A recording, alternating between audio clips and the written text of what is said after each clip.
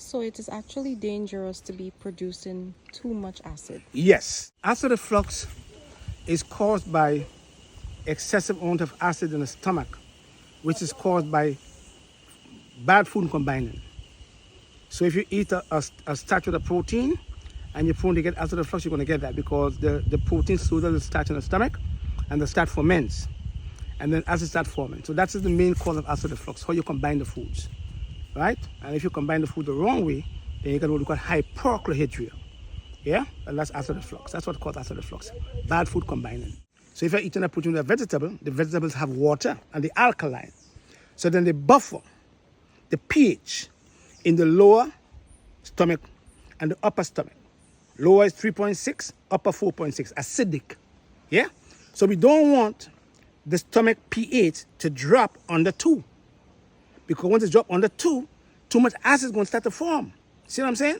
If it drop under 3 in the upper stomach walls, then you start to have trouble with gastritis. Because the acid starts burning up the walls, the stomach walls, you start getting what? Cancer of the stomach. And that's the reason why we said before that we have to learn to combine our food the right way in order for the food to move from point A to point B the exact time. You're going to get a little bit of gas because the food moving gives you gas anyway.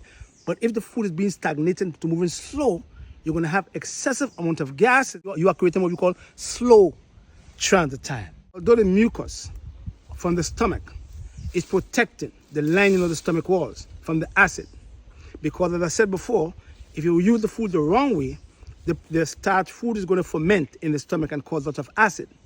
And then your stomach say, acid, acid. And the stomach, start sending lots of mucus into the lining of the stomach walls to protect the lining of the stomach walls from the acid that is coming from the fermentation of your foods.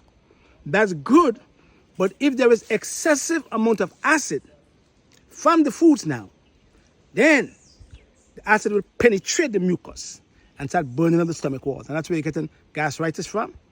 That's where you're getting ulcers from. That's where you're getting what we call duodenal ulcers.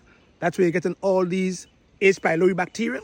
Because now the pancreas now is not producing sodium bicarbonate to dump into the small intestines.